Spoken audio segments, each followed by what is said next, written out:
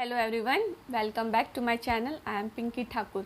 So parents आपने मेरे सारे वीडियोस देखे होंगे. उसमें मैंने जो भी एक्टिविटीज़ आपको बताई थी, फाइन मोटर स्किल से लेके आई हैंड कोऑर्डिनेशन जो भी होता है, जो भी मैंने कलर्स के थ्रू, फिर जो भी रंगोली के थ्रू जो एक्टिविटीज़ आपको बताई है, वो बच्चों को फाइन मोटर स्किल डेवलप करने में बहुत इम्प्रूवमेंट होता है उससे. और उनका जो आई हैंड कोऑर्डिनेशन है, जो आज मैं टॉपिक आपको बताने वाली हूँ, वो सारी चीज़ अब हमको ज़रूरत पड़ेगी लिखने के लिए.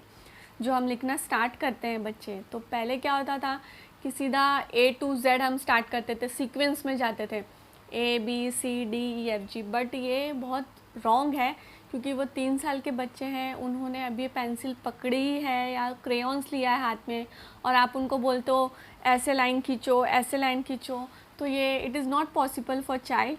ये पॉसिबल नहीं है उनके लिए. तो हम इस कॉन्सेप्ट से जाएंगे, जिस कॉन्सेप्ट से मैं आपको बता रही हूँ. ये स्टैंडिंग लाइन, स्लिपिंग लाइन, ये जो होता है, ये हिसाब से अगर इस तरह से हम चलेंगे तो बच्चों को लिखने में बहुत आसानी होगी. तो मैं आज आपको उससे रिलेटेड ही कुछ बताने वाली हूँ कि कैसे शुरुआत करना चाहिए लिखने का. उससे पहले अगर आप मेरे चैनल पे हैं, तो नए हैं, तो प्लीज़ सब्सक्राइब कीजिए, बेल आइकन को दबाइए, शेयर कीजिए, लाइक कीजिए, और प्लीज़ कमेंट कीजिए. जो भी आपकी क्वेरीज़ हैं वो पूछिए. आपको वीडियोस कैसे लग रहे हैं, बच्चों को हेल्प मिल रहा है कि नहीं, ये बताइए. आपका कमेंट्स मेरे लिए बहुत वैल्यूएबल है. चलिए आज हम स्टार्ट करते हैं. मेरा फर्स्ट टॉपिक है स्टैंडिंग लाइन. राइटिंग के ऊपर जो मैं फ़र्स्ट टॉपिक बना रही हूँ आज स्टैंडिंग लाइन है. मैंने ये बनाया है. ये इसकी जगह पे आप ड्रॉ करके उसमें कलरिंग भी कर सकते हो, और फिर ये स्टैंडिंग लाइन का मैंने दूर दूर डॉट्स डाला है, वो आप बना सकते हो. लेकिन उससे पहले हम ये दिखाएंगे आपको. ये मैंने पेपर कट किए, ये सारे मेरे पास घर में थे, उसको ही मैंने यूज़ किया. आप न्यूज़पेपर भी यूज़ कर सकते हैं पेरेंट्स, कोई प्रॉब्लम नहीं है.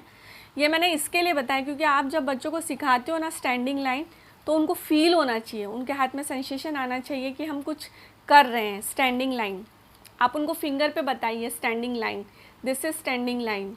आप उनको ऐसे बता सकते हैं फिंगर में, दिस इज़ स्टैंडिंग लाइन. उनको आप पूछिए बार बार स्टैंडिंग, पहले उनका कॉन्सेप्ट क्लियर कीजिए कि स्टैंडिंग लाइन है क्या, स्टैंडिंग लाइन होता कैसे है. तो स्टैंडिंग लाइन ऐसे होता है, बड़ा इजी वे है स्टैंडिंग लाइन.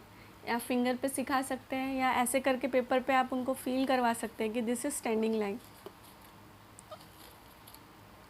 देखिए, ये करने में बच्चों को अच्छा लगेगा और कुछ अलग लगेगा, उनको लिखने से पहले कुछ अलग लगेगा. अभी हम एक्टिविटी पे आते हैं. ये मैंने बलून कटआउट किया है, उसको स्टिक किया है, और फिर ये मैंने डॉट बनाया है. अभी हमको सिखाना है उनको कि ये डॉट को जॉइन करना है. तो हम डायरेक्टली पेंसिल नहीं देंगे उनको, हम क्रेयॉन से करवाएंगे, क्योंकि बच्चों के हाथ में अभी ग्रिप नहीं है, वो अभी पेंसिल से नहीं लिख सकते. हम पहले उनको क्रेयॉन देंगे, क्रेयॉन से लिखना स्टार्ट करवाएंगे उनसे. उनको बताएंगे कि ये सारे डॉट टच करके जॉइन करना है, नीचे तक लाना है. इसकी जगह पे आप कुछ भी फ्लावर्स भी बना सकते हो, ड्रॉ कर सकते हो, उसको कलर कर सकते हो. तो मैंने ये अभी कटआउट किया है पेपर्स, और उसको डेकोरेट किया है थोड़ा कलर से. तो मैं आपको बताती हूँ उसको कैसे करना है. कोई भी क्रेयॉन आप उनको दीजिए, जो उनको कलर पसंद है, ऐसा कुछ भी, और उनको बताना है कि ये डॉट्स को जॉइन करिए. जो मैंने आपको आई हैंड कोऑर्डिनेशन बताया था और फाइन मोटर स्किल, ये सारी चीज़ें अब यहाँ पे हम अप्लाई कर रहे हैं. ये देखिए स्टैंडिंग लाइन आप उनको ऐसे सिखाइए. ये बहुत वो एंजॉय भी करेंगे, क्योंकि ये कुछ अलग है उनके लिए. डायरेक्टली बुक पेंसिल दे के हम नहीं बिठा रहे हैं उनको, कुछ एक्टिविटी करा रहे हैं उनसे. आप ये उनको जॉइन करना सिखाइए पहले. अगर उनका आई हैंड कोऑर्डिनेशन अच्छा होगा तो ये प्रॉपर एक लाइन में आएगा. थोड़ा इधर उधर होगा क्योंकि अभी उन्होंने स्टार्ट किया है, तो हमको फोर्स नहीं करना है. सबसे बड़ी बात है कि उनके हाथ में ग्रिप आनी चाहिए. तो इसके लिए ज़रूरी है कि हम उनको फोर्स ना करें, वो कर रहे हैं जैसे उनको करने दें.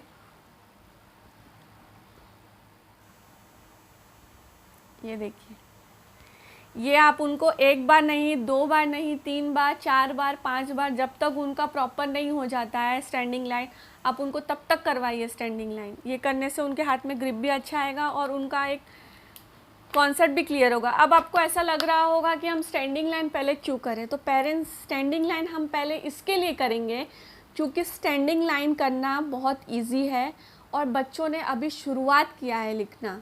तो डायरेक्टली हम उनको कुछ भी कर्व वगैरह नहीं दे सकते हैं. तो पहले हम स्टैंडिंग लाइन से शुरुआत करेंगे, और मैं आपको बता दूं, जो भी स्टैंडिंग लाइन पैटर्न्स के, स्टैंडिंग और स्लीपिंग लाइन के जो पैटर्न्स होते हैं, जैसे कि एल, आई, टी, ये सारे पैटर्न्स, ये सारे लेटर्स पहले हम उनको सिखाएंगे, ना कि पहले ए, बी, सी, डी से स्टार्ट करेंगे। यही हम करके पहले गलती कर देते हैं, जो बच्चों से नहीं होता है, और उनका फिर पेरेंट्स इरिटेट होते हैं, उनको मारते हैं, और बच्चे का इंटरेस्ट पढ़ाई से हट जाता है। इसलिए आप उनको इस तरह से पढ़ाइए तो उनको इंटरेस्ट आएगा पढ़ने में, उनको अच्छा लगेगा। अब मैं आपको बताती हूँ कि उनको स्टैंडिंग लाइन कैसे सिखाना है। ये एक्टिविटी मैंने आपको एक बार दिखाई है, बट आपको बच्चों के साथ कई बार करनी है जब तक उनका परफेक्ट नहीं हो जाता। इसकी जगह आप फ्लावर बनाओ, कुछ भी बना सकते हैं आप, लॉलीपॉप बनाइए, उसका स्टिक बना दीजिए डॉट डॉट करके, उनको बोलिए ज्वाइन करने के लिए। अभी मैं आपको बता रही हूँ कि आपको स्टैंडिंग लाइन कैसे लिखवाना है। ये भी आप उनको क्रेयॉन से ही कीजिए। क्रेयॉन हमको तब तक उनको देना है जब तक उनके हाथ में प्रॉपर ग्रिप ना आ जाए। अगर आपको लग रहा है कि मेरे बच्चों के हाथ में ग्रिप आ गया है, वो पेंसिल होल्ड कर सकता है प्रॉपर्ली, तो आप उसको पेंसिल दीजिए, कोई प्रॉब्लम नहीं है, लेकिन उससे पहले आप क्रेयॉन ही यूज़ करवाइए। देखिए, आपको स्टैंडिंग लाइन सिखाना है।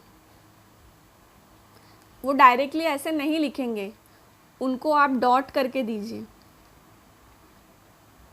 और तब उनको बोलिए कि आप जॉइन करिए, तब वो जॉइन करेंगे। तब आप उनको बताइए कि ये स्टैंडिंग लाइन है। और एक बात, आपको स्टैंडिंग लाइन सिखाना है, पहले उनको लिखना सिखाइए कि ये स्टैंडिंग लाइन है, पर आपको दोनों चीज़ सिखाना है, up to down standing line and down to up. ये आपको लेटर्स जब हम पैटर्न्स करवाएंगे, एल, टी, आई, ये वहाँ पे बहुत काम आता है। जो अलग लेटर्स होते हैं, एम, एन, डब्ल्यू, इसमें हम उनको बोल सकते हैं कि गो डाउन, कम अप, तो बच्चों को समझ में आना चाहिए कि अप टू डाउन लिखना है, अभी डाउन टू अप। हम बोले उनको down to up standing line करो तो बच्चे फटाक से करने चाहिए। ऐसा नहीं होना चाहिए कि वो सोच रहा है अप टू डाउन कैसे करूँ, डाउन टू अप कैसे करूँ। नहीं, उनका पहले ये कॉन्सेप्ट आप क्लियर कीजिए कि डाउन टू अप और up to down standing line क्या होता है। ये दोनों आपको कराना है, डाउन टू अप और अप टू डाउन दोनों। ऐसे करने से आपके बच्चों का जो भी कॉन्सेप्ट है लेटर्स का, स्टैंडिंग लाइन का, वो क्लियर हो जाएगा। अगर टीचर उसको बोलती है या आप उनको बोलते हो right up to down standing line, तो दे शुड राइट, उनको पता होना चाहिए कि अप टू डाउन और डाउन टू अप क्या होता है। अगर उनका लिसनिंग पावर अच्छा होगा, उनका लिसनिंग पावर भी अच्छा होगा, इससे उनका माइंड चलेगा कि मम्मी या पापा या टीचर क्या बोल रही है, up to down, down to up. ऐसे बोलने से क्या होता है ना, उनको पता चलता है ये अप है, ये डाउन है, उनका कॉन्सेप्ट क्लियर होता है। आप एक साथ बहुत सारी चीज़ों के कॉन्सेप्ट उनके साथ क्लियर कर दोगे। इसके लिए स्टैंडिंग लाइन बहुत ज़रूरी है। हम इस पैटर्न से चलेंगे तो बच्चों को लेटर्स लिखने में प्रॉब्लम नहीं आएगी। पेरेंट्स, तो पहले आप मेरा ये सारी चीज़ें जो मैंने आपको बताई है, एक्टिविटी से लेके अब तक हम आए हैं स्टैंडिंग लाइन पे। आई थिंक आपका जो भी क्वेरीज़ है, आपका जो बच्चों को पढ़ाने में पेरेंट्स को प्रॉब्लम होता है, वो अब तक का सब क्लियर हुआ होगा, मुझे ऐसा लगता है। फिर भी अगर आपको कोई डाउट है तो आप कमेंट बॉक्स में कमेंट करके मुझसे पूछ सकते हैं। मैं पूरी कोशिश करूँगी कि मैं आपको हेल्प करूँ। और देखिए, आज का वीडियो आपको कैसा लग गया मुझे प्लीज़ शेयर करके बताइए। मुझे ऐसा लगता है कि ऐसा बच्चों को सिखाने से बहुत फ़ायदा मिलता है, बच्चों को प्रॉब्लम नहीं आती है आगे, उनका कॉन्सेप्ट एकदम क्लियर हो जाता है। तो आप एक बार ये ट्राई कीजिए, फॉलो कीजिए और मुझे बताइए कि आपको ये वीडियो कैसा लगा, बच्चों को काम आ रहा है क्या नहीं। सो आज के लिए इतना ही। Thank you.